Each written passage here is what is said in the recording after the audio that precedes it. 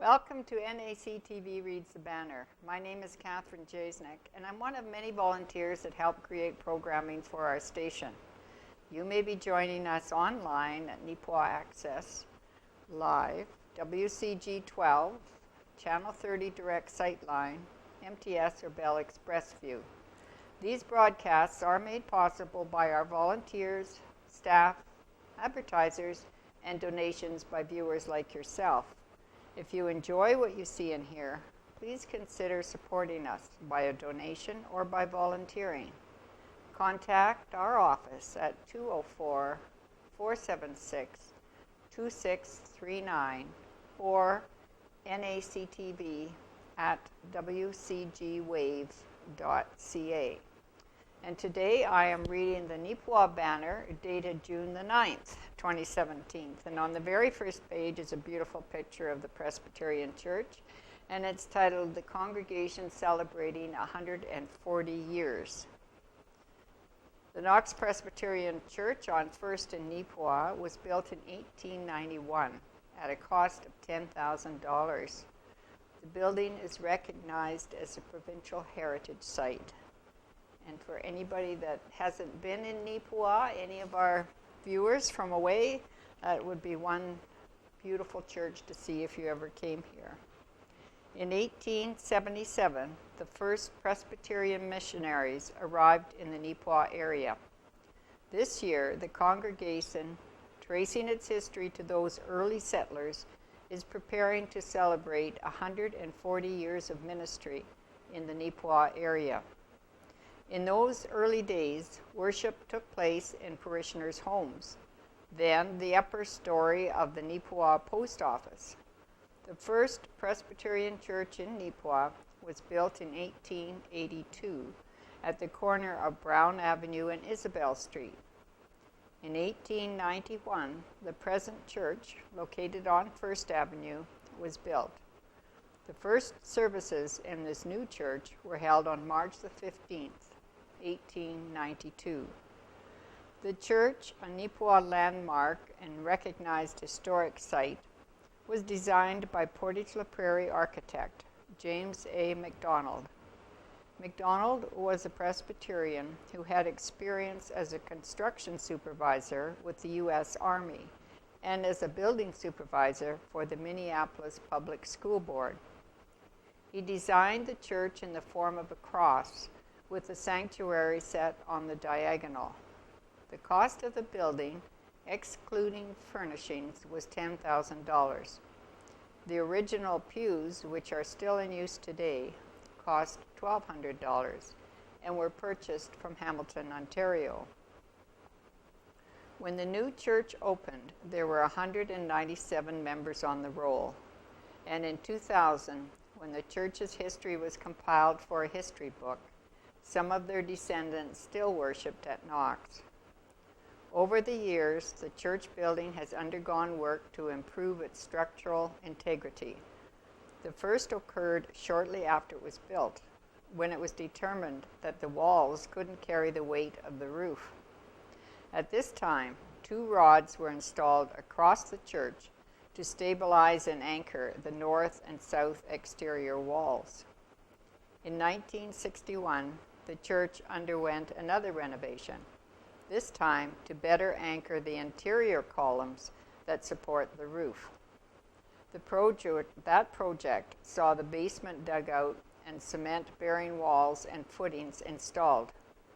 At that time, Sunday school rooms and washrooms were also added to the basement.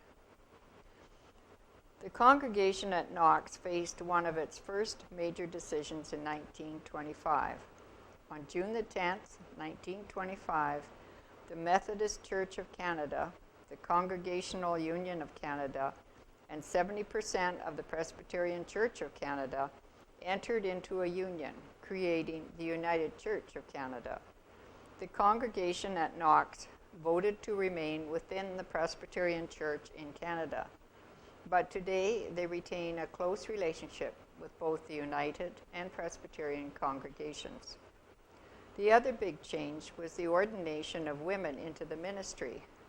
Prior to 1966, women could not be ordained, but could have a role within the church as deaconesses or women missionaries, or within their local church administration. In Neepawa, the first woman joined Knox's board in 1956.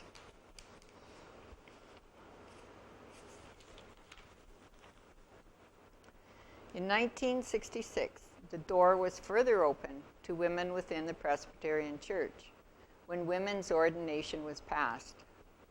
Today, in addition to leading worship, many women have active roles as leaders in the board and session. In 1982, the first woman was elected to Knox's session. The first female minister was Reverend Gladys Anderson, who served from 1999 until 2007. And current minister, Reverend Jeannie Lee, was called in 2009. As with many other older churches, until the 1960s and 1970s, the congregation at Knox was large, with many children, a large Sunday school, and even a junior choir. Since then, numbers have declined.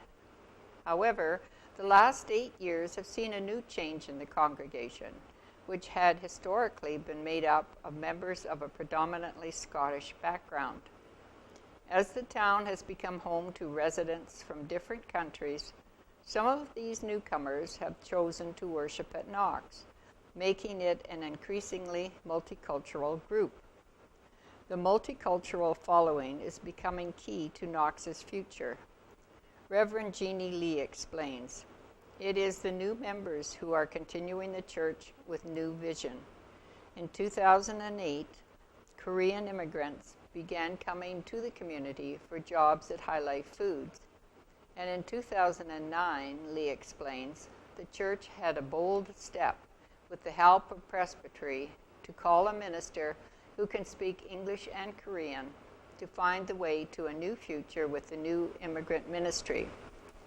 She explained that Knox became home to a number of Korean members, some of whom were Christian before coming to Canada, but also some who were new to the church. Of the blending of old and new, Lee explains, "Our original English-speaking church members were so gracious to the new people, accepting them with warm hearts to build a beautiful community in love and harmony." While Knox's international field began with newcomers from Korea, the church has welcomed followers from the Philippines and Africa, as well as other Canadian towns and cities. The building was recognized as a provincial heritage site in 1989, and leading up to 1991, another renovation project to better stabilize the roof was undertaken. This project would see the installation of 4 laminated arches with cement bases extending below the basement floor. Even for those who don't worship at Knox, its excellent acoustics make it a familiar sight for local music lovers. In 1997, the Neepawa District Fine Arts Festival purchased a community grand piano for the church, which continues to be used by festival participants as well as local concerts. 140 years is a long time, and Reverend Jeannie Lee credits a number of factors for the church's longevity. First of all, it would be the amazing grace of God towards His church and people in this town of Neepawa. A lot of churches with a long history in building are gone due to a change in people's lifestyles. It is the reality that many old churches are struggling due to a lower number of members. However, Knox Presbyterian Church is still going with a strong ministry even after 140 years. She adds that while they may at times face financial strain, this is nothing the congregation hasn't faced in the past. She explains that when they've worried about finances, Roy McGilvery, one of the church's elders who served the church almost 70 years, has said, "Jeannie, I remember many decades ago, our minister walked all the way to the farmhouse where I lived, and he had a meeting concerning the future of the church, whether the church should continue or close due to financial shortages. The minister would stay overnight at my house and then walk to another member's house and continue to the others for many days. But we've made it each time when things were difficult like that. So don't worry, Jeannie, the Lord will provide. Lee also credits a dedicated group who have been involved in the church ministry, leading choirs, playing instruments, working in the kitchen for community events, and keeping up with the cleaning and yard care.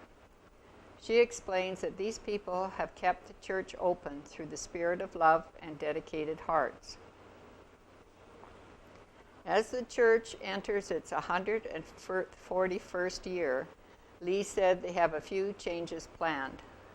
We want to be used as God's worker, to give a new life to those who need the love of God, she explained, adding, we are in the midst of a change to be more of a missional church, to open ourselves to our community, rather than being a closed church. She adds that they want to reach out to those who are waiting for help, in town or out of town.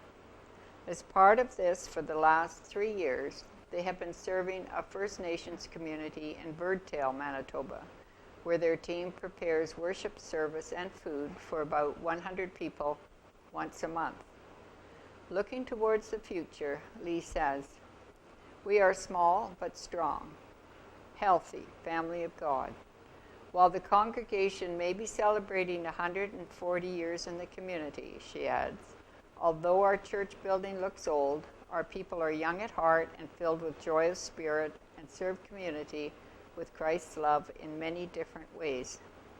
To celebrate the monumental birthday, Knox will be hosting 2 celebrations. On Saturday, June the 17th, there will be an evening banquet and program. Hosted at the Neepawa Legion Hall, this event will be a chance for the community and friends of the church to celebrate. For local music lovers, it will also feature special performances by 4 young musicians from Brandon University. Then on Sunday, June the 18th, there will be an anniversary service at 11 a.m. at the church, followed by a free barbecue lunch. The service will feature a celebratory message from special guest, former minister, Reverend David Wilson. And there are a few photos here, one showing the interior of the Knox Presbyterian Church that was featured on a local postcard around 1915. And the bottom on the left are one of the area's early Presbyterian churches, which was located 7 miles west of Neepawa and 2 miles south on the Stan Nicholson farm at Northeast 17, 14, 16. And to the right, in this 1936 picture, Roy McGilvery, longtime member of Knox Presbyterian Church, is seen on a tractor plowing the site after the removal of the Presbyterian Church from the Stan Nicholson farm. And on the very first page near the bottom is a photograph. It indicates the congregation at Knox Presbyterian has become increasingly diverse. Mabaku, who is center, if you can see the photo, originally from Cameroon, recently moved to Neepawa from Calgary and joined Knox. They had a little girl in February, and in April, the baby was baptized at Knox by Reverend Jeannie Lee, while godfather, Adrian de Groot, and godmother, Sherry Grider, look on. It's a beautiful picture of the baby being baptized. And Alberta man is charged with Neepawa Minnedosa thefts. An Eckville, Alberta man faces 135 charges in connection with a string of break-and-enters and thefts occurring across the Prairie provinces, including Neepawa and Minnedosa. Joseph Ronald Palmer, 52 years, was first arrested last August during a break-and-enter at a Moosomin, Saskatchewan business. A cooperative effort between RCMP and British Columbia, Alberta, Saskatchewan, and Manitoba resulted in additional charges being laid. The Manitoba RCMP explained that he's charged in relation to a theft from the Neepawa Golf and Country Club, which occurred overnight between September the 26th and 27th, 2015. At that time, someone broke into the sheds and stole golf clubs and bags. A similar theft occurred in Minnedosa on September the 26th, 2015, when golf clubs were also stolen from the Minnedosa Golf and Country Club. After these most recent charges, Palmer was remanded in custody and is to appear in provincial court in Yorkton, Saskatchewan on June the 16th. So nice that they finally got somebody in connection with that. And Beautiful Plains Museum is open for this season. Hello, my name is Allison Trimble. I am a student at the University of Manitoba, and for the duration of the summer months, I will be the new curator at the Beautiful Plains Museum. Since May, volunteers and I have focused our work toward reopening the basement. The basement area has undergone renovations, including new flooring. The basement is full of many interesting areas, including a barber shop, farm equipment, tools, and a sports room. My personal favorite piece is labeled Poultry Sunglasses, and they are small red glasses that were used by farmers to put on chickens so everything looked red. That's so the chickens wouldn't peck at bleeding or damaged areas on other birds. They say you should learn something every day, and I guess I just learned something here.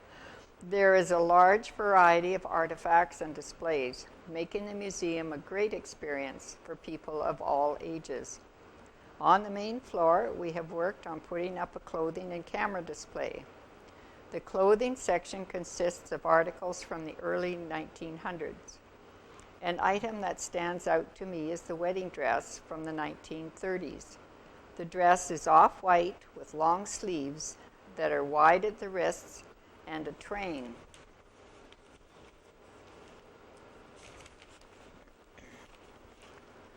The high neck and detailing along the mid-region of the dress makes it unique and displays the amount of effort put into it.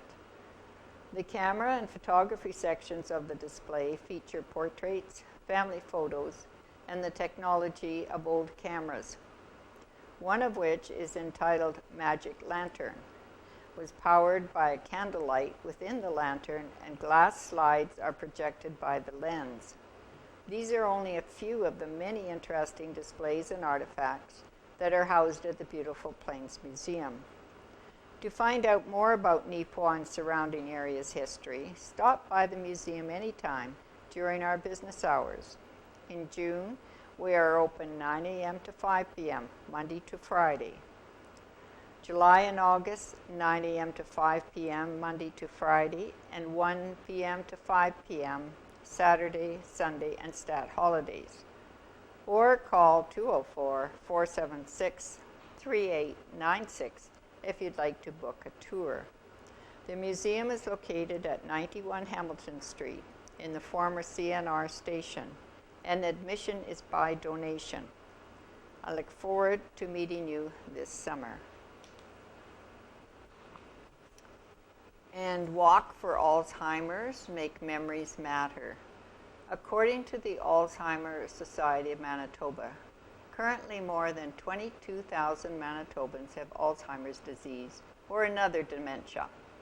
This number is growing at an alarming rate, and by 2038, it is expected to reach over 40,700 people. 43% of Manitobans have a family member or close friend with Alzheimer's disease or another dementia. An estimated 124,000 Manitobans reported to have used the services of the Alzheimer's Society of Manitoba. Did you know that 83% of the Society's funding comes from people like you? Neepawa will be hosting a fundraising walk for the Alzheimer's Society of Manitoba. The walk will take place on Thursday, June the 15th, at Country Meadows Personal Care Home. Registration is from 5:30 to 6:30, with the walk starting at 6:30. After our walk, we will return to Country Meadows, where participants will be able to enjoy an evening of entertainment provided by Swamp Gas, and there will be post-walk treats for everyone. Pledge forms for this great cause are available at the Neepawa Hand Office, Country Meadows Business Office, or printed offline at alzheimers.mb.ca.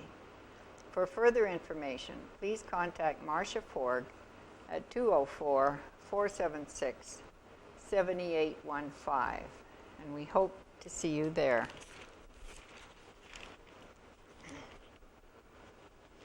And I should mention that Wednesday night bingos is still going on. That's one of the fundraisers for NACTV.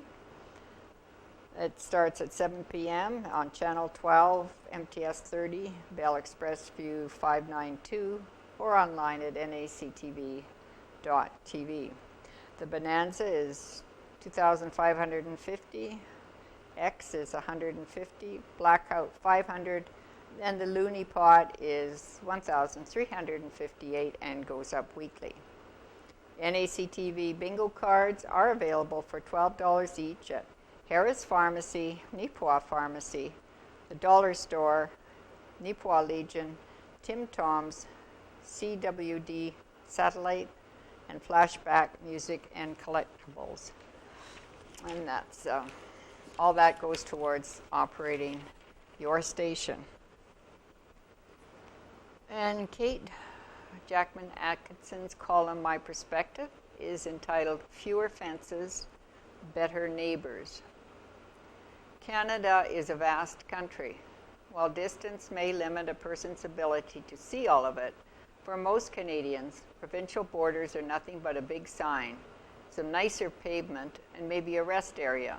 There are no border guards, checkpoints, or fences. But the same doesn't apply to businesses and their products. The average Canadian gives little thought to interprovincial trade. We just assume it's as easy for products to cross provincial borders as it is for people.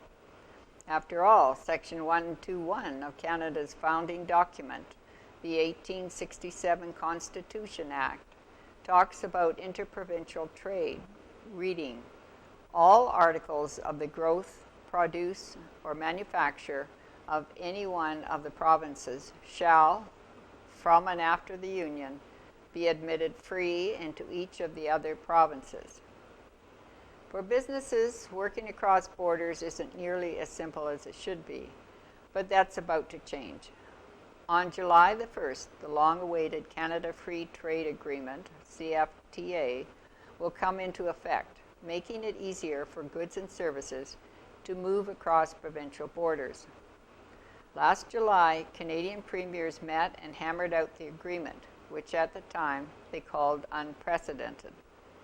CFTA is a big deal because currently almost every province has their own regulations when it comes to commerce, including transportation, packaging requirements, food safety regimes, workers' compensation legislation, and recognition of workers' qualifications. In many cases, it's easier for a European company to trade into a province than it is for a Canadian company the next province over. Last June, the Canadian Senate looked at interprovincial trade. Their official report described it as mind-boggling rules, dueling bureaucracies, and maddening regulations. Strong language from Canada's House of Sober Second Thought. Not only are the regulations a challenge for businesses, the Senate reports estimated that they cost the Canadian economy at least $1 billion a year, but probably more. Interprovincial trade flow is extremely important to Canadian businesses, and in a 2015 survey conducted by the Canadian Federation of Independent Business, CFIB, 87% of small business owners said that premiers need to reduce trade barriers between provinces. CFIB has been collecting examples from members outlining the challenges they have faced when it comes to interprovincial trade, and there are many of them. For example, if a pharmaceutical or medical product is deemed safe in one province, it must undergo nearly identical testing in each province where it's to be sold. Additionally, differing standards for container sizes make interprovincial trade in products such as milk, creamers, and beer unnecessarily difficult. One of the key needs put forward by the Senate report and CFIB's lobbying efforts was the idea of a negative list. This means that the trade agreement will cover all people, goods, services, and investment unless they are specifically excluded and placed on a negative list.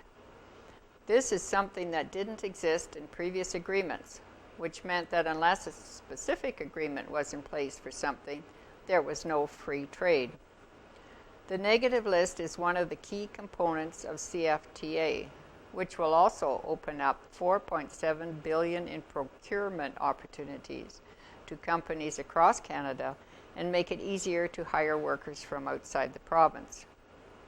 There are times when provinces need different regulations, especially when it comes to safety, but these cases should be the exception rather than the rule.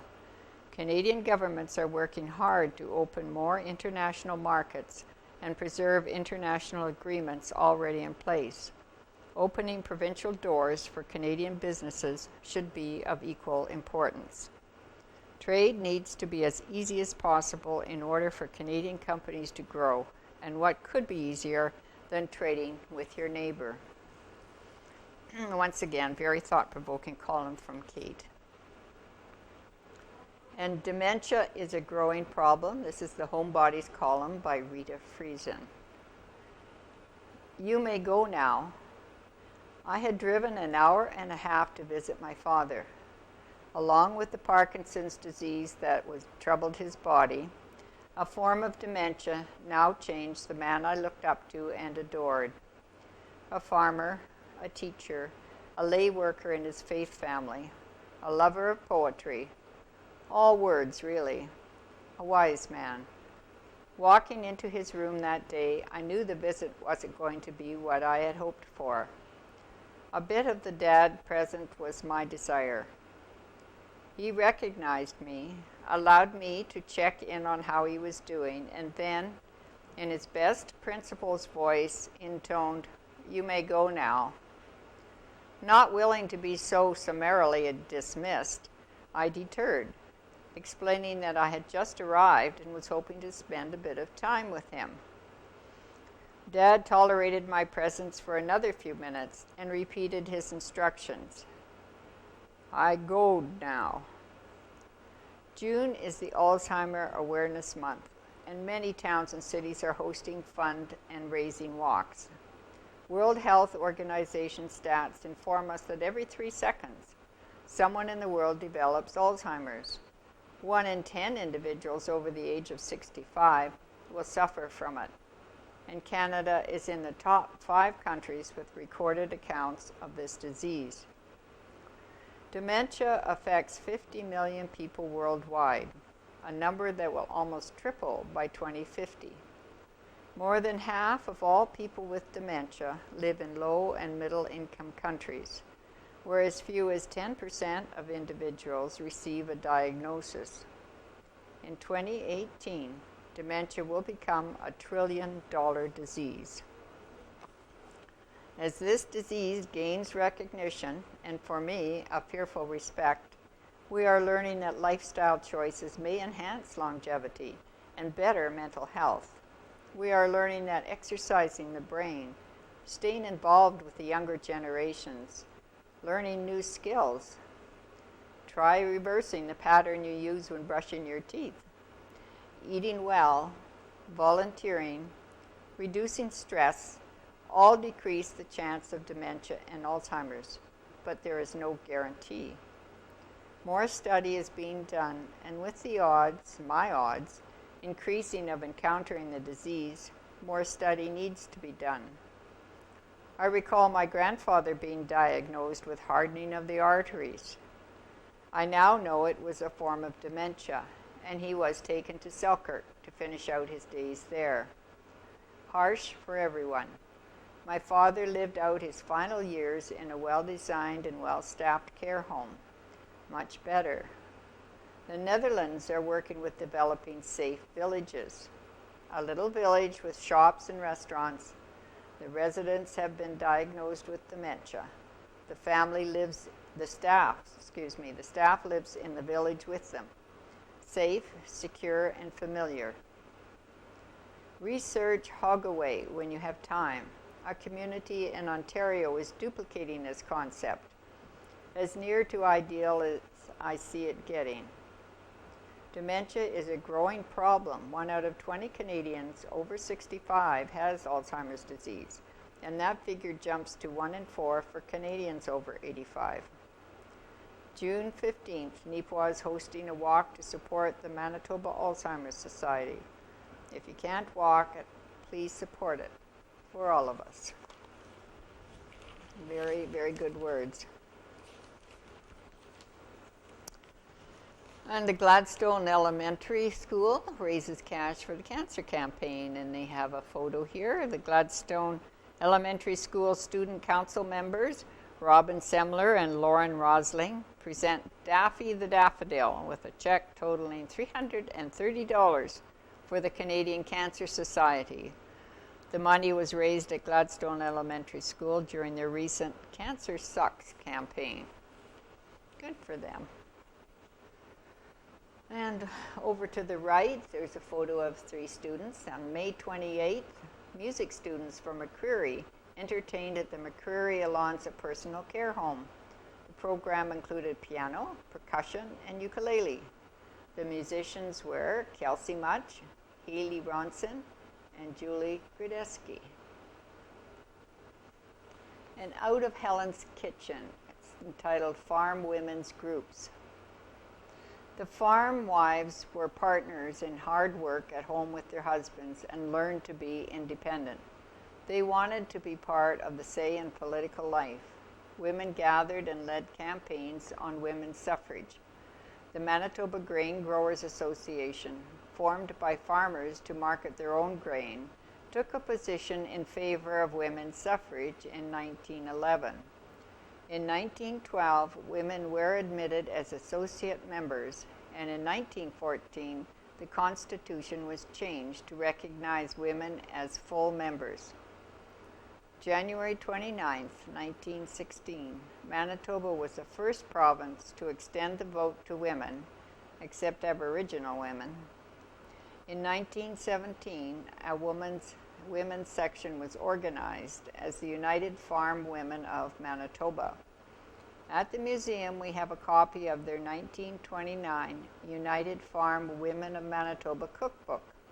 Most of the recipes have basic ingredient lists and very minimal instruction. Their ads in the cookbook are wonderful. I am including several of the recipes found in the book. Perhaps you will recognize the local names. And there is a photo of the front of the recipe book. And Helen has 3 recipes here. There's a fruit salad and dream cake and bachelor buttons. And I think we're all familiar with those. So if you have a chance, give them a try. As she says, they're all items that we all have, or most of us have, in our pantries. And this weekly how-to events, next week on June the 14th at Home Hardware, they're having demonstrations on how to install baseboard casing and moldings. And if you want to learn how to do that, the demonstrations are, again, June the 14th from 11 a.m. to 12 p.m. and 4 p.m. to 5 p.m. You should be getting, those that are taking this in should be getting pretty good at all this by now. And we will go to the obituaries. Verna Louise Kostenchuk. Verna Louise Kostenchuk's journey began September 23, 1940, and ended peacefully on May 29, 2017, with her loving family by her side in Neepawa Memorial Hospital. Louise was born in Shoal Lake, Manitoba. the daughter of Mike and Ann Casilney. Louise will be lovingly remembered by her husband and soulmate, George, her son, Corwin Kostenchuk, and wife, Sheila Maksimchuk, daughter, Laura Lee Harris, and partner, Tim, son, Curtis Kostenchuk, and wife, Marika, her beloved grandchildren, Nigel and Brendan Harris, Kendra and Ryan Kostenchuk, mother, Ann Kipe, sisters, Marlene Hayhurst, Patricia Mitchie, Judy and Rick Bell, brothers Elmer and Ann Casilney, Rod and Nancy Casilney, brother-in-laws Nick and Sophie Kostenchuk, Nestor and Marlene Kostenchuk, Orest and Kathy Kostenchuk, sister-in-laws Jean Sokolik, Helen Marsachuk, Elsie and Lawrence McQuaychuk, as well as numerous nieces and nephews. Louise was raised in Rossburn, Manitoba, and graduated from Teachers College in 1956. In 1957, Louise taught grades 1 through 9 in Lund School. Here she met the love of her life, George. It was true love at first sight, and they were married on August the 1st, 1959, in the cathedral on Mountain Road. In 1962, they moved to Mountain Road from Saskatchewan, and in 1965 purchased the farm near Burnie. Louise taught school in Eden for many years and started the nursery program in Burnie. After several years teaching, Louise decided on a career change and started working at Neepawa Furniture Center for Roy and Joan McGilvery, a job she truly enjoyed. In 2002, Louise retired along with her husband, George. Louise was a devout member of the St. Mary's Ukrainian Catholic Church in Mountain Road for 55 years, as well as at St. Dominic's Roman Catholic Church in Neepawa. Louise had a faith that kept her strong throughout her entire life. She enjoyed singing in the church choir, taking pride in her home, spending time with her family, and was especially proud of her grandchildren.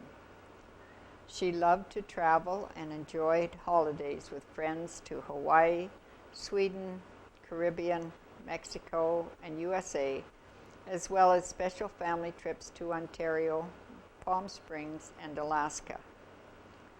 In 2009, Louise was diagnosed with pancreatic cancer. After numerous operations and 104 chemo treatments, Louise always said, "The good Lord will help me get through this." Louise lived with her cancer. She always gave hope and inspiration to others and believed in the power of prayer. She never complained about the many hardships she faced every day. For the past 6 years, she modeled for the Cancer Care Fashion Show in Neepawa, helping to raise money for local cancer care patients.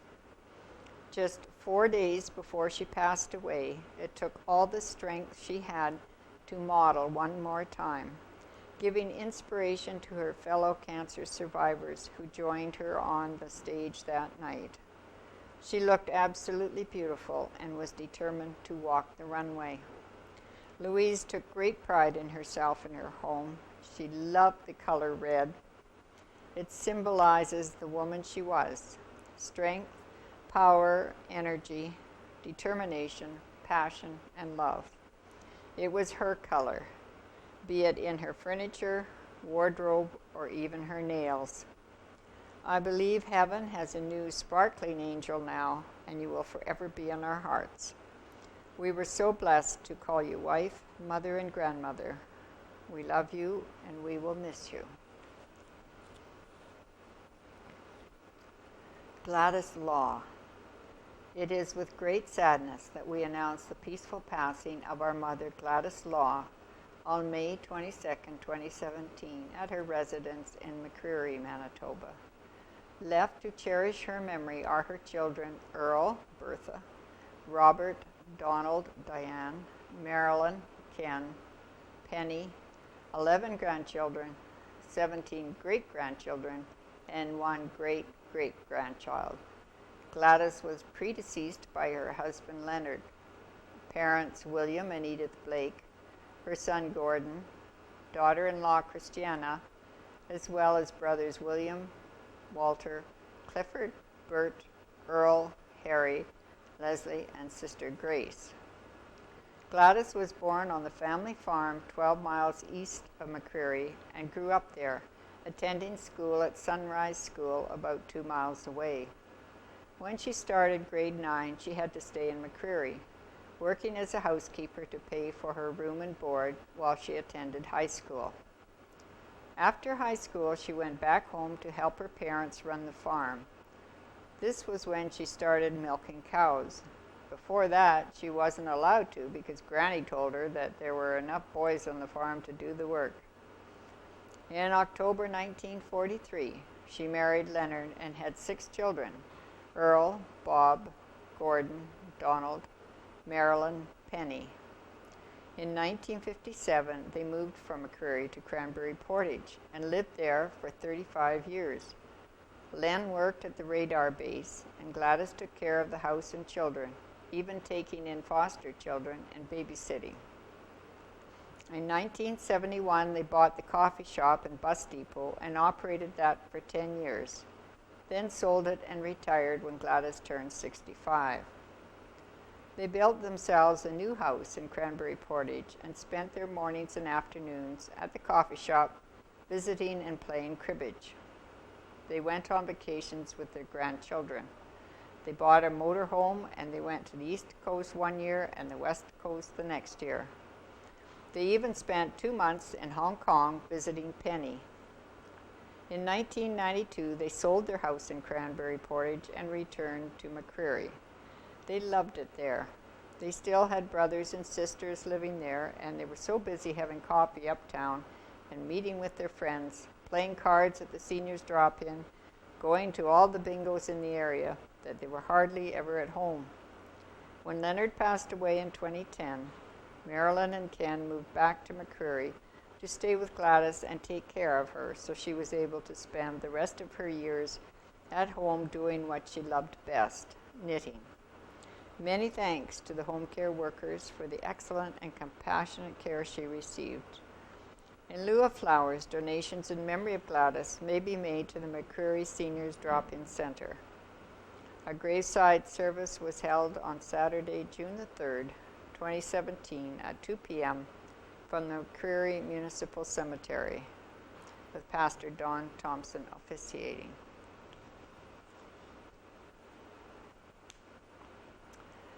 David William Buchanan. David William Buchanan of Carberry, Manitoba, passed away suddenly on Sunday, May the 7th, 2017, at Neepawa Hospital at the age of 42 years. Dave was born in Brandon, second child of Dave and Diane Buchanan, on December 13, 1974. Little brother to Chris and big brother to Jordan. He started his education in Wheatlands, Manitoba, and then Arden, where he was raised and spent his childhood years. He graduated grade 12 at NACI in Neepawa. He settled in Carberry and was proud of his accomplishments at Manitoba Starch for the last 13 years, and was currently Special Projects Production Manager. Dave enjoyed being active with curling in the winters, and in the summer months you could find him camping and sailing his boat with family and friends. He was a very patient and talented builder of model boats and cars. He was a most loyal fan and closely followed his favorite sports teams and NASCAR, as well as his kids' sports and activities. Dave was a gentle and proud, loving father.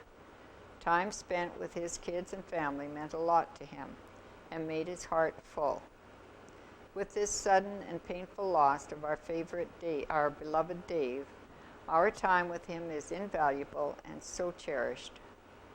Left to mourn is his wife Leanne, whom Dave adored with his whole heart, his children Trey, Russell, Sarah, and stepchildren, Marissa, Jason, and Jesse. His parents, Dave and Diane, sister Chris, Dennis, and brother Jordan, mother and father-in-law, Yvonne and Calvin, sisters-in-law, Dina, Wade, Kyla, Bert, and brother-in-law, Ace, Janet, as well as numerous nieces, nephews, aunts, uncles, cousins, and friends. Dave, we all adore you. We'll miss you and will never, ever forget you. Funeral service was held on Friday, May the 12th in Arden, with Rita Friesen officiating. If desired, memorial donations in Dave's honor may be made to the Heart and Stroke Foundation.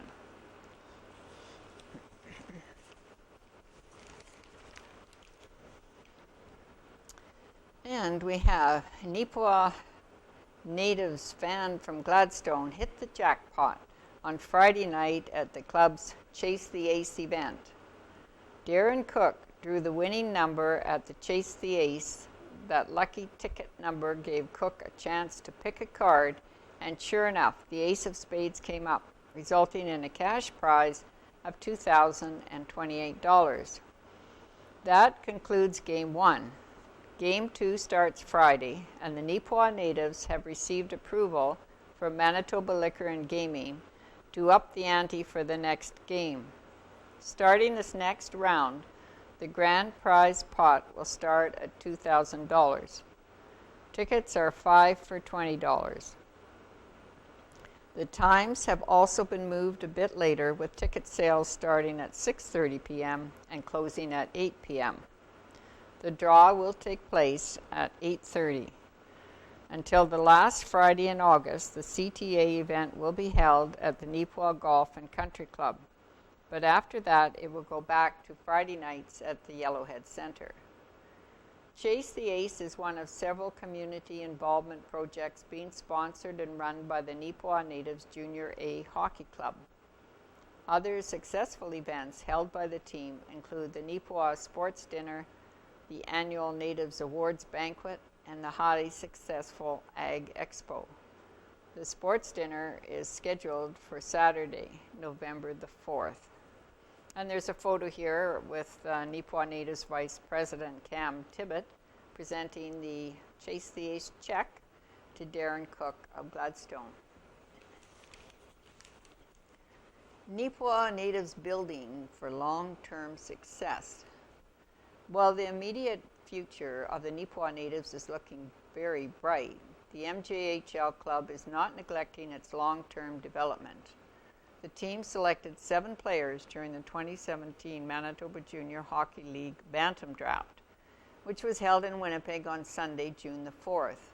Neepawa picked 4th in the first round and took defenseman Brady Whiteley of the Winnipeg Hawks. In 33 games last season, Whiteley collected 34 points, 14 goals, 20 assists, and had a plus-minus ratio of plus 63. Natives head coach Dustin Howden said that Whiteley, who is turning 15 on June the 19th, is a solid puck-moving defenseman who could open up the ice with his passing ability. Brady is a real character player, both on and off the ice. We've talked with him and are impressed with his maturity already. A year or 2 more of developing his game and we could really have a top blue liner who can make things happen. General Manager Miles Cathcart echoed Howden's remarks, adding that Whiteley is quite skilled and a very good skater, which will be a key asset for the future success of the organization. The second round selection for Neepawa was 15-year-old Stephen Gran of the Winnipeg Monarchs.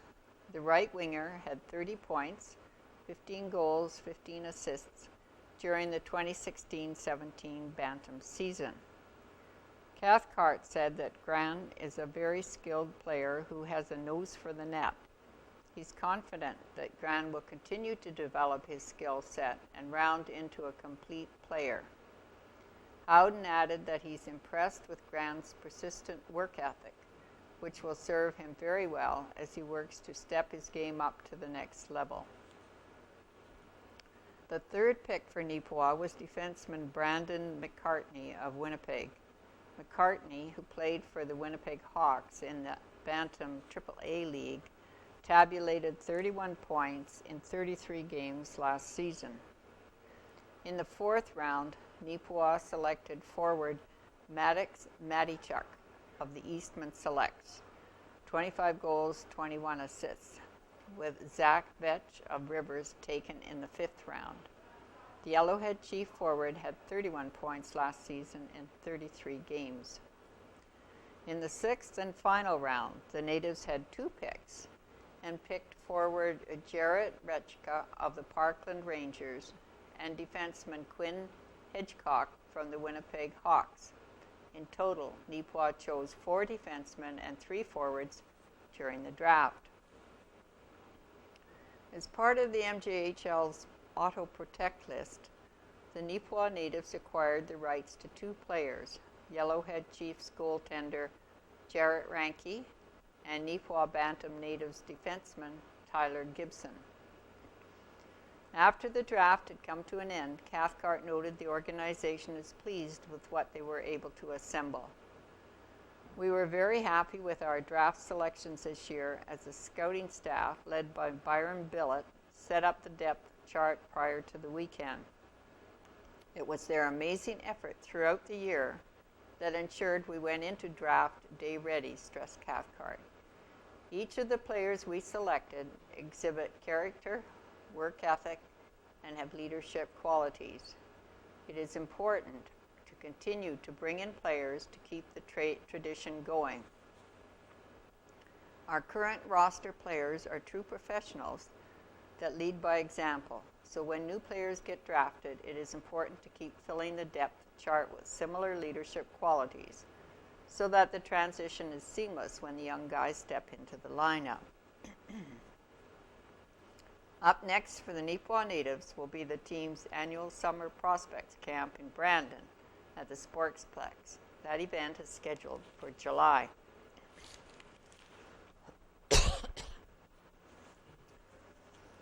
Midwest Baseball League standings.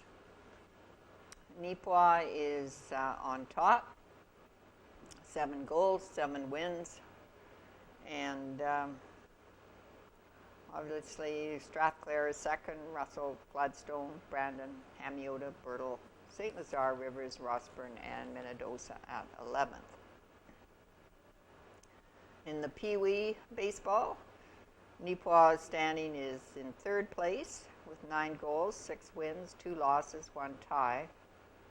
So they are 3 points behind the leader, Gladstone. And in the Bantam Baseball League, there are no players, no team from Neepawa, which is rather surprising. And the Minnedosa Portage continue their winning ways.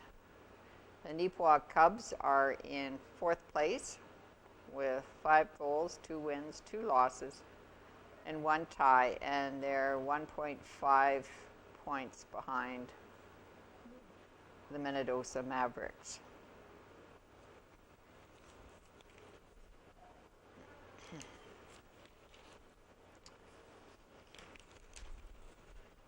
Checking to make sure that we are covering all of this. And welcome to the Hall of Fame. The Manitoba Baseball Hall of Fame and Museum hosts its 21st induction dinner. Manitoba Baseball Hall of Fame and Museum is a non-profit organization which was initiated in January 1996.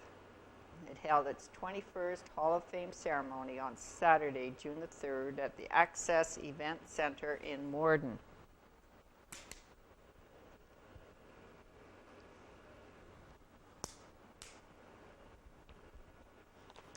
The Manitoba Baseball Hall of Fame has expanded its membership, and Neepawa finds itself featured prominently amongst those honored.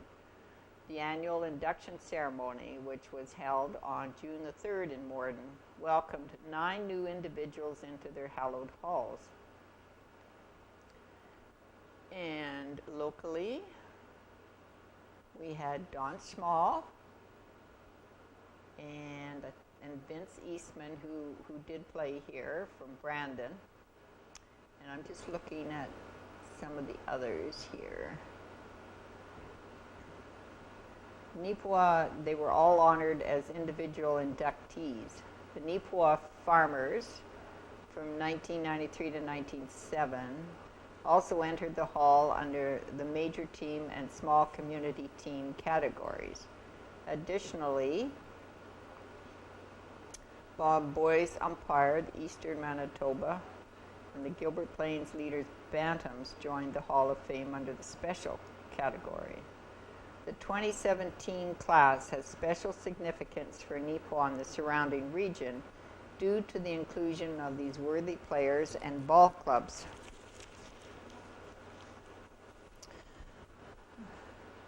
The Neepawa Hall of Fame inductees, the Neepawa Farmers. While other clubs in the Manitoba Senior Baseball League relied heavily on star power from across the border, the 1993-97 Neepawa Farmers were the definition of a homegrown team. That might have been the reason they won so much, because they played for the community as opposed to a paycheck. The Neepawa Farmers were a well-renowned team throughout the 1990s, achieving their greatest success from 1993 through 1997. They went to the MSBL finals in all 5 years, winning the championship in 93 and 97. On top of that, they also claimed the 1997 Manitoba AAA championship, including the newest inductees, Schmall and Eastman. There are 6 members of the team who are enshrined within the hall for individual honors. Coach Garth White said that it was a very special time for Neepawa baseball, as this group of talented individuals forged a bond both on and off the diamond. It was the friendship and the spirit of camaraderie that we had that made those years special. We had a great bunch of guys on the team who just wanted to go play ball. A solid core of guys that played together early on. Then, around the 94-95 season, some of the younger players started to find their place on the squad. But there were still enough veterans in the dugout that we still managed to compete, noted White. And they have the photo of the members of the 93-97 Neepawa Farmers for a team picture during the Manitoba Baseball Hall of Fame weekend. And they have Brian White, Danny Sneff, Ryan Scott, Bryce Birch, Andy Bohm, Grant Spraggs, Tommy Maines, Corey Hillhorst, Warren Yerricks, B.J. Birch, Merv Bone, Don Small, Lawson Davey, Jim White, Garth White, Mike Lewandowski, Troy Much, Vincent Eastman, and Dean McBride.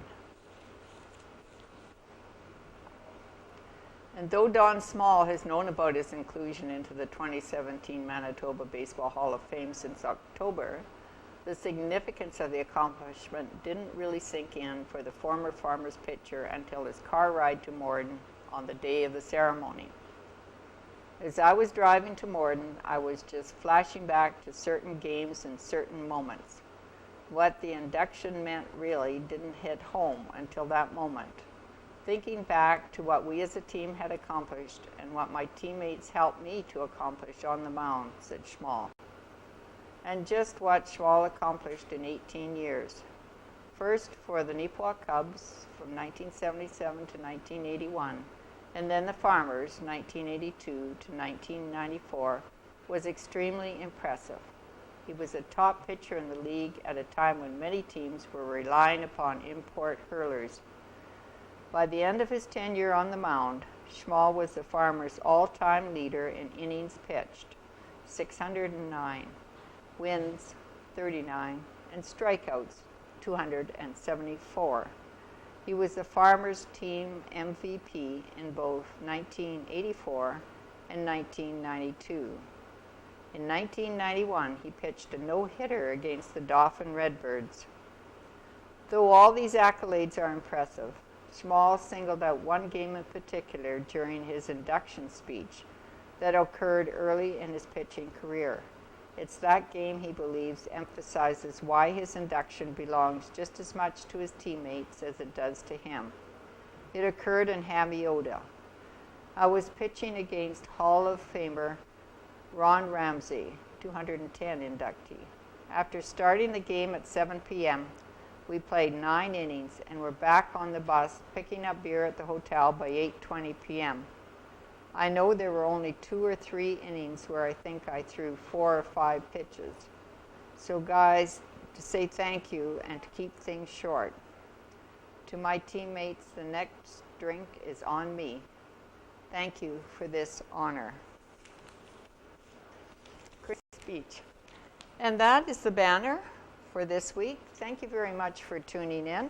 We'll see you next week, and take care, everyone.